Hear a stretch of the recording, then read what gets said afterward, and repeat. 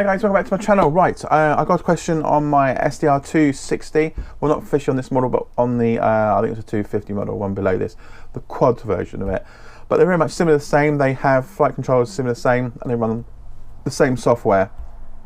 And the principles starting the motors up and flying are pretty much the same as well.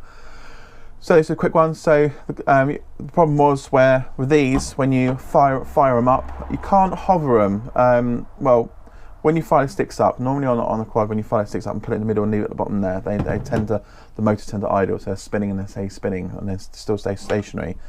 But on these speed racers, they don't do that. So when you move your stick across, like you would do if you was flying a Phantom or Inspire, they power back down again. So they're designed to, if you don't know whether you watch a speed racing video or whether you been to a speed racing, drone speed racing, sort of FPV racing they call it, you'll notice that when they're on ready to go, they're not powered up at all. And as soon as that thing go, they power on straight up in the air. So that's why they're like this. So I'll show you my technique how to, because I don't get up and fly, because sometimes you get to flip upside down. And when you put the power on, you flip it, these things go. It actually broke my GoPro camera when it hit it. I was doing a close shot up of it, leaving and shooting off. I was getting a bit too cocky. So it banged straight into my GoPro and broke all the surrounding around it. Lucky enough it didn't damage the lens. All the plastic around the lens it did break. So I'll show you my technique, how I get this, because I can get it into a position where I switch it on, it idles and stays there, and I can slowly put the power on gently and let it take off, and I can get used to that bit. So once you get used to that, then you can then start practicing like fast starts. So we'll show you on the controller what I do. So on the controller, so basically what happens is when you start the motors, you put it down in the corner, motors power up, and as you then let go, it goes back into the middle. On a normal quadcopter that has GPS or it's a non-racing one, they'll stay powered up and the props will spin, waiting for you then to put more stick input into it to take off. But the speed racers don't do that. So you start the motors, leave it back in the middle there, it's going to power back straight back off. It's designed for fast starting, fast flying. It's designed to sort of like power on, go straight away. But you don't want to do that. If this is your first time flying with these, you want to practice slowly. Make sure all your buttons are up and they're all pushed back, especially in the Storm Racing models, because that's the most basic. This is one you really need to sort of be aware of. Forget these ones. Make sure they're all pushed backwards. But this one's the most important switch of them all. This one will tell you which mode it's in. So that's basic. In the middle is sporty, and right at the end is then full, expert, you name it, opens the whole thing up. You can do all sorts of flips and stunts and all that sort of stuff. So for basic users like yourself, keep it pushed back so they're all back and up. Then you're in the basic mode, which is very sort of light, slow response, but still very quick.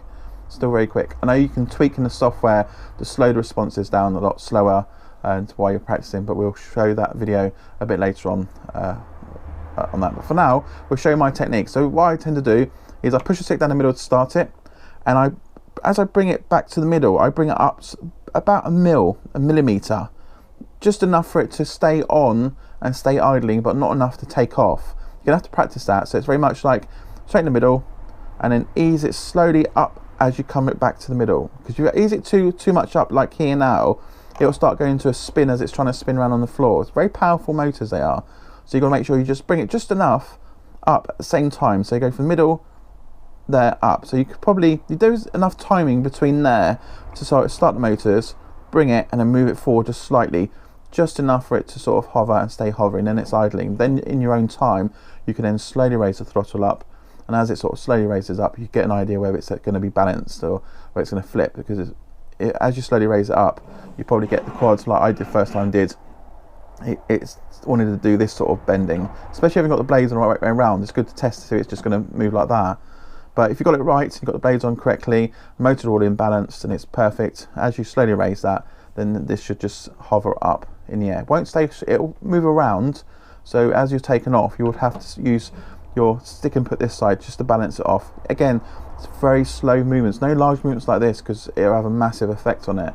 Just very slow input movements to keep it balanced and straight, and make sure it's always, the bum is always facing you, because otherwise you'll end up having these going all the different directions and it'll start confusing you. So good practice, bum always facing you first. Okay, so show that. and then just again, just slowly bring it up, only about 1 millimeter, get it idling so it sort of sits there and it's spinning, then slowly add the input on there, keeping the right stick, balancing it out so it doesn't sort of wander around too much, and then practice that up and down basically. Make sure you've got a nice clear space, like a field, nobody around you.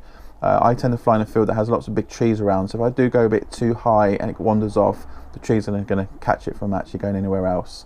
So just be careful, and people around you. So never fly these to start with when you've just got it and not had any experience in a field with lots of people around you. Find a field that's empty, because you make mistakes, and these things are pretty fast. So even if you do get up in the air really fast and it starts wandering everywhere, then suddenly you let go, it's going to drop out and land on somebody. So make sure nobody's there. And the field's good because the grass tends to absorb the impact as well on these drones. These are very robust.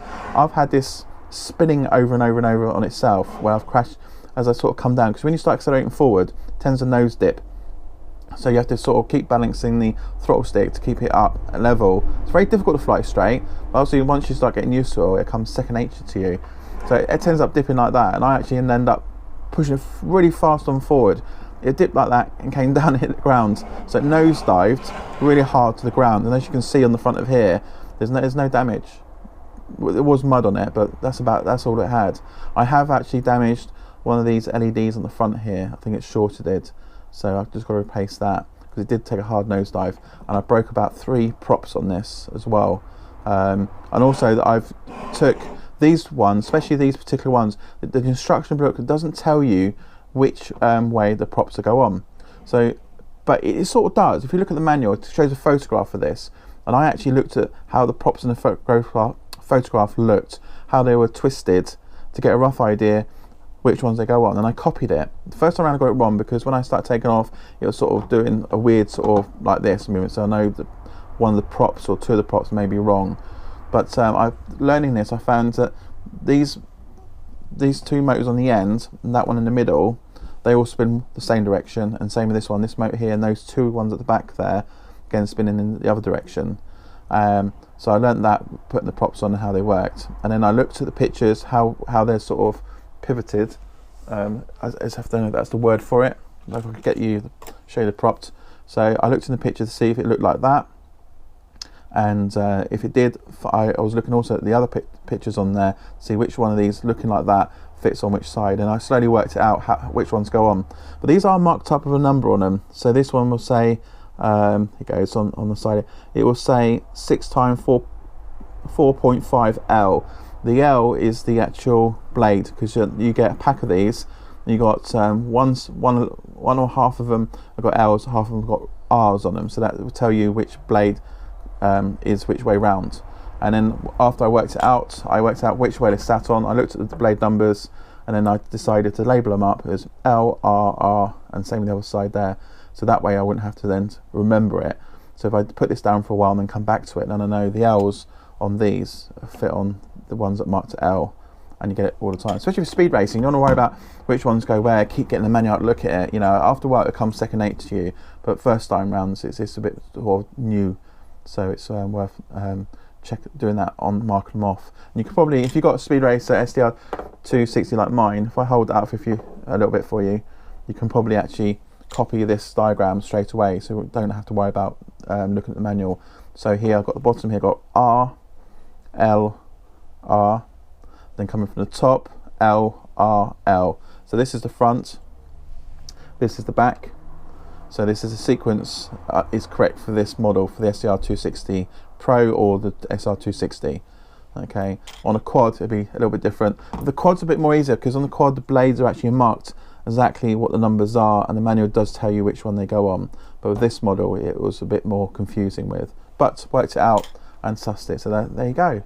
So just remember, very tiny sticker inputs. So in the middle, bring up a millimeter as you move to the middle, just enough for it to start idling, and then you put the power on and practice your hovering and landing basically, nice and easy. So let me know how you get on with that, and hopefully this is good for you. So remember guys, practice, fly safe, be safe, and make sure when you fly nobody's around you. There's a lot of idiots around, and especially with these ones, they're manual control, they can absolutely go anywhere if you're not used to flying them. So anyway, enough for the lecture.